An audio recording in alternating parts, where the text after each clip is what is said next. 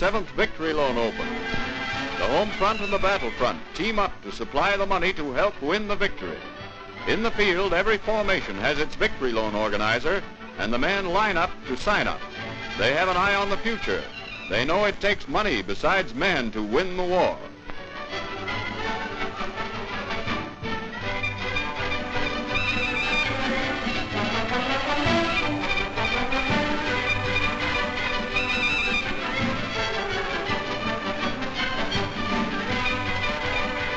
Even in hospital they are lending their money. Captain William Grayson, MC, who went to France on D-Day, buys a bond.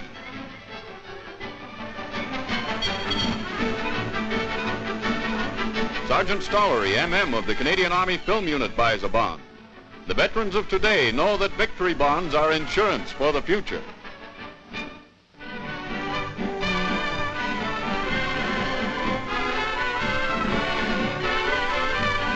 His Eminence, Cardinal Villeneuve, arrives at an airport in the United Kingdom. He is welcomed by Major General Montague, Air Chief Marshal Sir Frederick Bowhill, and a group of dignitaries of the church and senior chaplains of the forces. At London's Westminster Cathedral, a church parade is held for Canadian Roman Catholic personnel. The service is presided over by the Cardinal, the Archbishop of Quebec.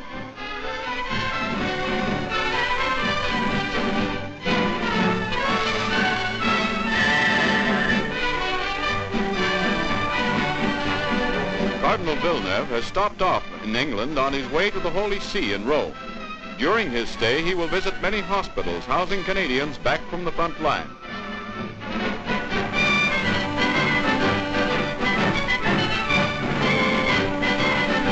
In Camp Borden, Ontario, a group of members of the United Automobile Workers Union from Windsor and Oshawa pay a visit to the men of the Canadian Army. Trading factory overalls for the black coveralls and berets of the Canadian Armored Corps, the workers see at first hand the use made of the machines they themselves have built.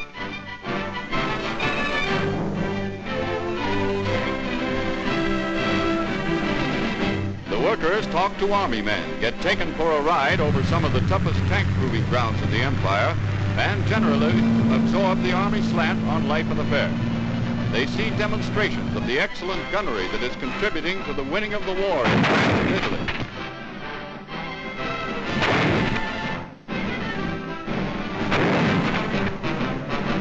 The visit gives war workers a chance to live the Army life for a few days, and that includes sampling Army chow. Arranged by the Department of National Defense and the Wartime Information Board, the bugle call replaces the factory whistle for 3 days packed full of interesting experiences. A complete tour of the great training camp gives the workers added incentive to put that last ounce of energy into the production line.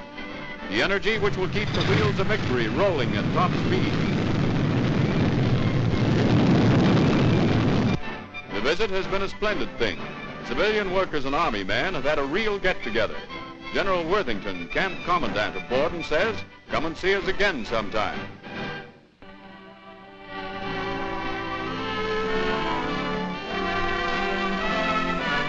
In the Piedmonte area, Lake Matisi, one of the highest lakes in Italy, is the scene of an unusual religious ceremony. Canadian servicemen of the various Protestant denominations and the Church of England take part in mass baptisms. Padres of the United Church of Canada and the Church of England preach and baptize according to the laws of their churches. Anglicans congregate in a site appropriately called Westminster Abbey. Colonel J. Logan Benkta addresses the Presbyterians in what they call St. Giles Cathedral. Other groups include the Lutherans, Mennonites, Pentecostal, and Dutch Reformed.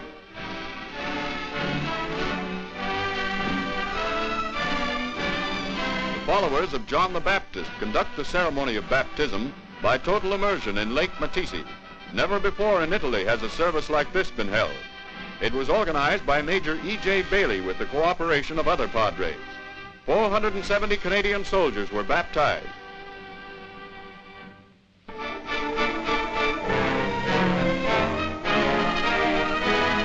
battery of the famous 15-inch guns of British Coast Artillery at Dover come under the command of the 1st Canadian Army during the attack on Boulogne. The great shells, each weighing a ton, proved forceful arguments against the continued good health of the Nazis in the Channel ports. The operation calls for extremely accurate firing.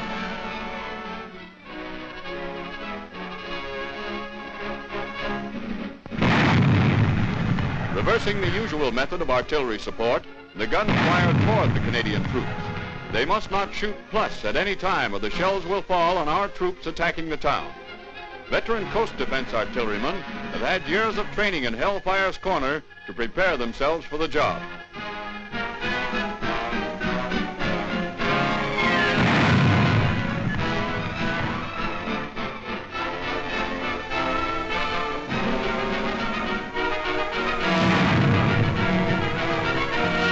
Fire is controlled by radio from Canadian eau pits in France.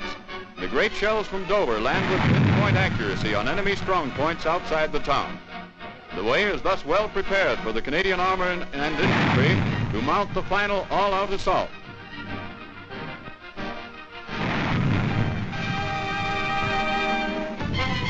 Royal Canadian Air Force Bomber Group opens the last assault on Boulogne. Wave after wave of bombers attacked points marked on the map by the Canadian Army.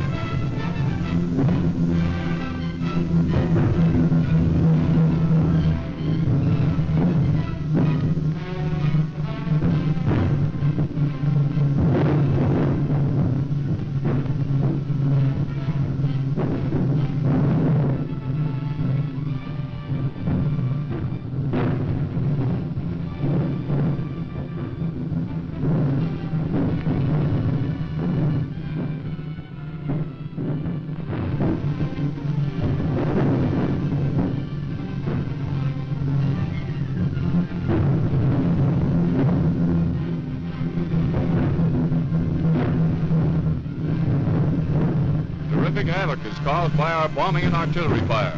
One after another, the Nazi strong points are cleaned out. They only give in after putting up a terrific struggle. Orders from the Fuhrer say, fight to the last man. It's a case of taking the town by storm the hard way. The tide of battle is finally turned in our favor by a concentrated attack of Canadian armor. What is left of the town is demolished by its defenders before they surrender.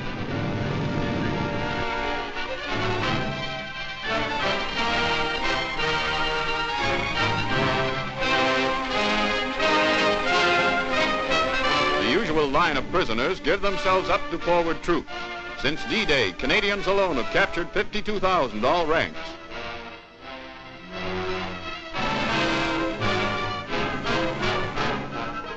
Johnny Canuck is a popular figure with the natives. So are his fags. Resplendent in his Nazi zoot suit, Lieutenant General Ferdinand Heim gives himself up to Brigadier Rockingham of Victoria, BC. Boulogne is ours.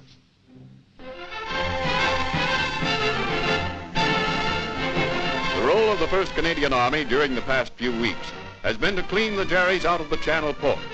It's a slow and bitter drive, but one by one the ports are captured. Many solid fortifications which have taken the enemy years to build fall into our hands. It might have been a pleasant country estate of some rich Frenchman, but behind the gay exterior, a strong port is disclosed.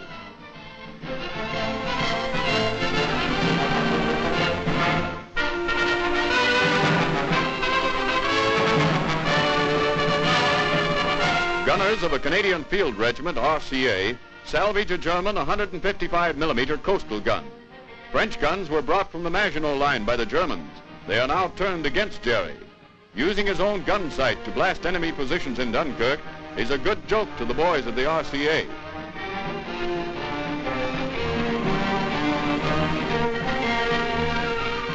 The Newport Beach area has been one of the greatest menaces to the Channel shipping.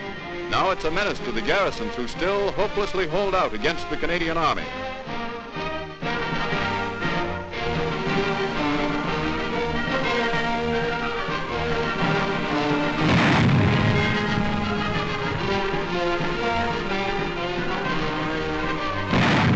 Some of the gun sites were blown up by the enemy before they evacuated them.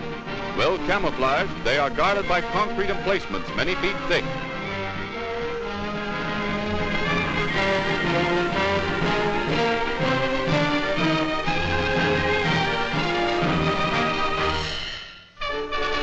A secret blockhouse, said to have contained amazing electrical apparatus which would stop a plane in flight, is overrun. Situated near Botten, north of Saint-Omer, the blockhouse was severely bombed by our Air Force. Engineers say it was built to house a tremendous generator. They are mystified by the whole thing. Steel doors, 8 inches thick, guard the approach. Although most of the equipment has been taken away, sufficient proof remains that a considerable menace to Britain has been removed by the Canadian Army's advance up the Channel coast.